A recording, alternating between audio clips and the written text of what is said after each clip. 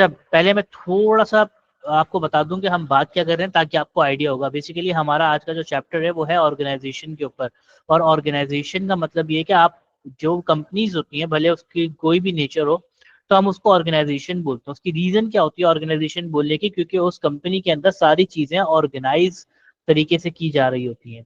ठीक है, जैसे वहां पे जो इतने एम्प्लॉयज होते हैं वो सारे ऑर्गेनाइज होते हैं, वहां पे हर बंदे का जो टास्क होता है वो ऑर्गेनाइज किया हुआ होता है। तो इन सारी चीजों को हम देख रहे होते हैं। ठीक है, तो अब उस कंपनी के अंदर रहते हुए ही ना, कोई भी कंपनी बगैर मिशन के एग्जिस्ट कर ही नहीं सकती। मतलब कोई भी आप कंपनी, अपनी खुद की भी कोई कंपनी ओपन करना चाहेंगे तो उसका कोई ना कोई मकसद जरूर होगा। अच्छा, अब एक मकसद क्या होता है? At the end of the day आप क्या कर रहे होते हैं कि आप पैसा कमा रहे होते हैं, राइट? आप पैसे कमाने के लिए अपना बिजनेस कर रहे होते हैं कोई भी। लेकिन क्या आपने कभी देखा कि कोई स्कूल जो है वो ये बोल रहा हो कि हम पैसे कमाने के लिए हमने स्कूल खोला है? या कोई हॉस्पिटल है, तो आपने कभी देखा है कि कोई हॉस्पिटल ये बोले कि हमने पैसे बनाने के लिए हॉस्पिटल खोला है? नो बताएं। सर। वो क्या बोलते हैं? वो बोलते हैं हम एजुकेशन दे रहे हैं। हॉस्पिटल बोलते हैं हम हेल्थ केयर प्रोवाइड कर रहे हैं। हम उन लोगों को सेहत याब कर रहे हैं जो तबीयत, जिनकी तबीयतें खराब है, जिनको किसी सर्जरी की नीड है या कुछ है, तो हम उनको हेल्प आउट करने के लिए बैठे हैं। या इसी तरीके से आप जो भी बात कर लें, यूनिवर्सिटीज की बात कर लें, इवन यूनिवर्सिटी हॉस्टल्स की बात कर लें, तो यूनिवर्सिटी हॉस्टल्स क्या कहते हैं? वो बोलते हैं कि हम उन स्टूडेंट्स को अकोमोडेशन देते हैं जो बेचारे दूसरे शहर से या दूसरी कंट्री से आ रहे होते हैं। उनके पास रहने की जगह नहीं होती, तो हम उनको रहने की जगह प्रोवाइड कर होते हैं। बेसिकली वो क्या कर रहे होते हैं? वो अपना मिशन स्टेटमेंट दे रहे होते हैं, वो अपना रीजन बता रहे होते हैं। लेकिन मेन रीजन क्या है? पैसा कमाना, ऑब्वियसली। लेकिन वो ये तो नहीं बोल सकते कि हम पैसा कमाने के लिए ये काम कर रहे हैं।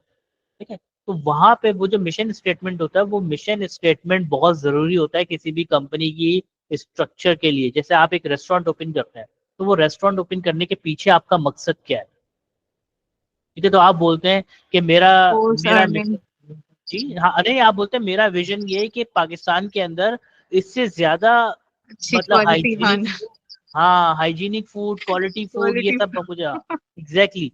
तो आप उससे क्या करते हैं? अब जब वो आप मार्केट करेंगे ना अपने ब्रांड को, और उसके नीचे आप वेबसाइट के नीचे आपका मिशन स्टेटमेंट लिखा हुआ है, और वो मिशन स्टेटमेंट को ही पढ़ेगा, to provide world's best hygienic food across Pakistan. तो अब वो देखेगा, वो बोलेगा अच्छा इनका मिशन क्या है कि पाकिस्तान के अंदर सबसे ज्यादा हाइजीनिक फूड सर्व करने वाला ब्रांड इनका हो। तो अब इसका मतलब वो पढ़ने के बाद वो क्या सोचेगा? वाकई जाहिर सी बात है, अगर इनका एक मिशन है तो इसके ऊपर ये वर्क तो कर रहे होंगे। अब आप भले कर रहे हो या ना हो, लेकिन आपके उस स्टेटमेंट से उस सामने वाले बंदे को क्या एक मैसेज जाएगा कि ये हाइजीनिक फूड प्रोवाइड करते हैं। इसी तरीके से आप हॉस्पिटैलिटी अलाइव की बात कर लें, तो हॉस्पिटैलिटी अलाइव का मिशन स्टेटमेंट क्या है? हमारे हॉस्पिटैलिटी अलाइव का मिशन स्टेटमेंट है कि एजुकेशन इज फॉर एवरीवन। ठीक है, अब एजुकेशन इज फॉर एवरीवन का मतलब क्या है? एजुकेशन इज फॉर एवरीवन ये कि क्योंकि अगर आपने देखा हो कि हॉस्पिटैलिटी मैनेजमेंट के जितने भी कोर्सेज हैं, वो अगर आप बाकी इंस्टीट्यूट देखें या इवन पाकिस्तान के अंदर जितने भी इंस्टीट्यूट आप देखें, लाखों रुपए के हो रहे हैं। 8-8 9-9 लाख रुपए का एक डिप्लोमा करवाते हैं। तो बेसिकली क्या किया कि इस एक डिप्लोमा है, क्योंकि इसको एफिलिएट कर दिया है आपने एलीट क्लास के ऊपर।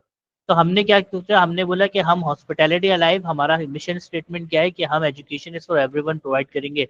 हर बंदे के लिए एजुकेशन है, जो अफोर्ड नहीं कर सकता उसके लिए भी हम एजुकेशन देंगे। तो वो जो एक बैरियर बना दिया गया था ना एलीट क्लास का, उसको हमने ब्रेक किया।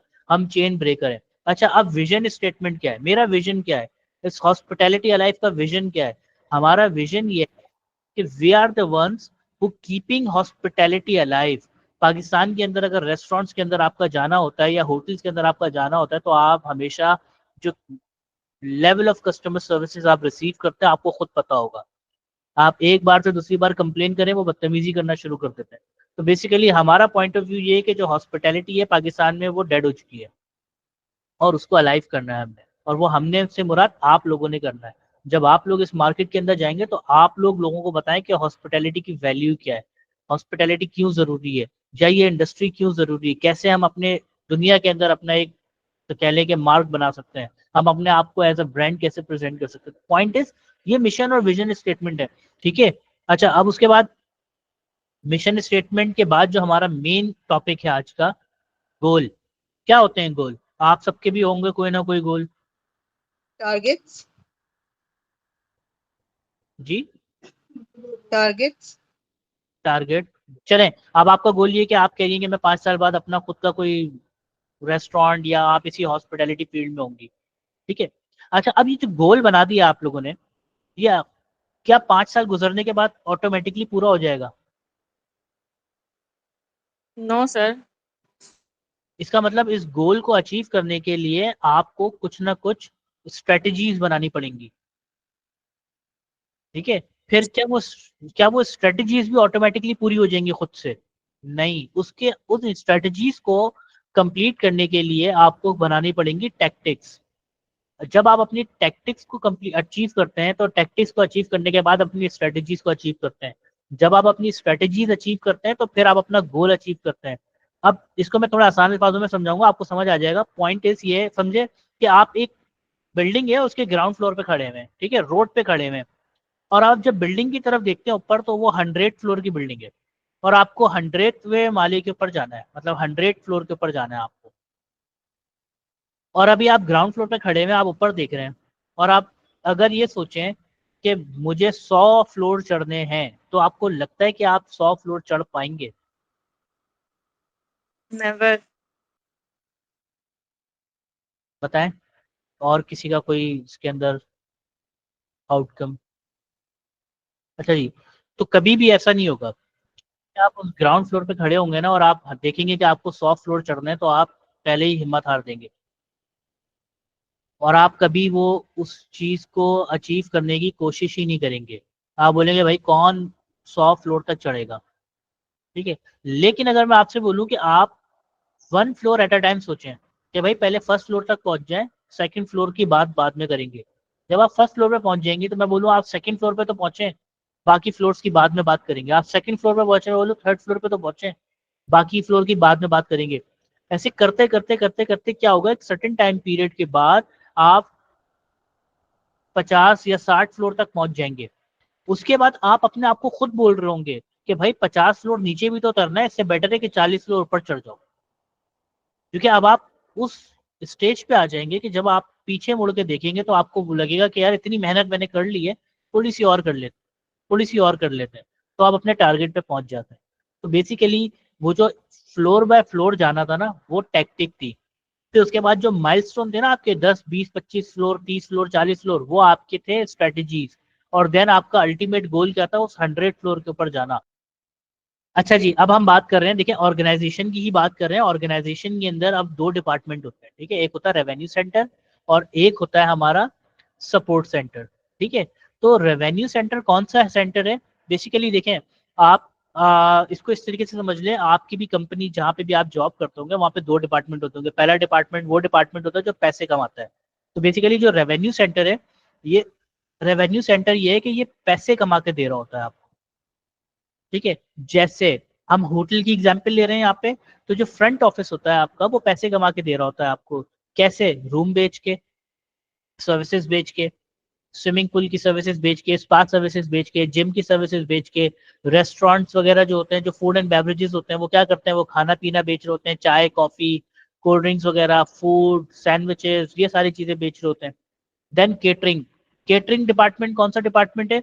जो अक्सर आप लोगों ने देखा होगा, एक नया ट्रेंड आ चुका है, अब लोग होटल्स के अंदर शादियां वगैरह कर रहे हैं, बैंक्वेट्स वगैरह वहीं के होटल के बुक करवाते हैं और वहीं पे शादियां भी कर रहे होते हैं। तो वो केटरिंग डिपार्टमेंट होता है।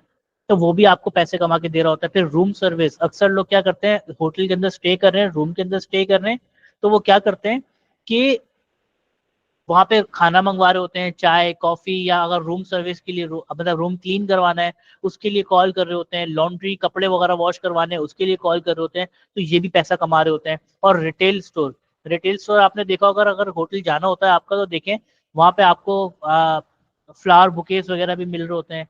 वहां पे आपको नॉर्मल गिफ्ट शॉप्स वगैरह भी नजर आती हैं, वहां पे एयर टिकटिंग्स वगैरह भी आप करवा सकते हैं।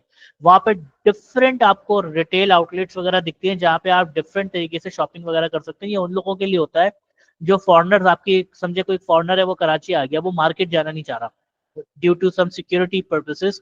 तो वो क्या करेगा, वो आपके होटल में ही आएगा, आपके होटल से कोई सुवीनियर लेके चला जाएगा, जैसे अजरक वगैरह वहां पे मिल रही होती है, जैकेट्स वगैरह वहां मिल रही होती हैं, या कोई समझे कि कोई भी ऐसी चीज जो आप एज अ सुवीनियर पाकिस्तान से दूसरी कंट्री लेके जाना चाह रहे हैं, तो वो होटल ऐसी चीजें भी प्रोवाइड कर होता है। डेफिनेटली वो चार्ज कर रहे होते हैं बहुत ज्यादा, लेकिन आपको सिक्योरिटी भी तो प्रोवाइड कर रहे हैं, आपको मार्केट जाना नहीं पड़ रहा, आपको वहीं से वो चीज मिल जाती है। तो बेसिकली ये इनका काम क्या होता है, इनका काम होता है पैसे कमा के देना।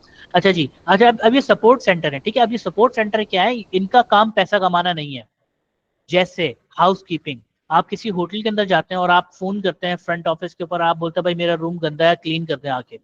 तो वो हाउस कीपिंग डिपार्टमेंट का एक बंदा आएगा, आपके रूम की सफाई करेगा और चला जाएगा, आपसे कोई पैसे नहीं लेगा। वो आपको ये नहीं बोलेगा 300 रुपए दे दे, मैंने आपका रूम क्लियर किया।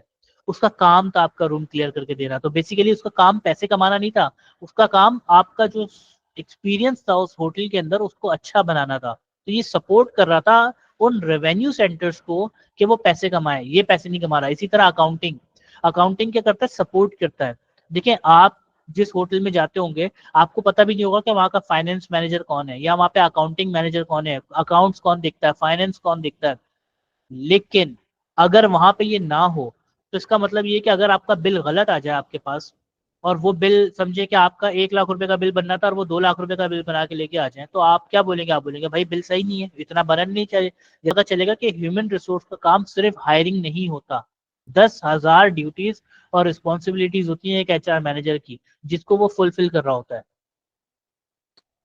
चले आज फिर हम यहीं तक रखते हैं, नेक्स्ट टॉपिक हमारा रिजर्वेशन है, नेक्स्ट क्लास में रखेंगे, और नेक्स्ट क्लास हम 10:15 पे स्टार्ट करेंगे अपनी, मंडे को। ओके सर, इंशाल्लाह। ठीक है, इंशाल्लाह, Yes, thank sir. Okay, you. इंशाल्लाह अल्लाह नेक्स्ट हाफिज। क्लास में मुलाकात होगी आप लोगों से। ओके सर, अल्लाह हाफिज। अल्लाह हाफिज।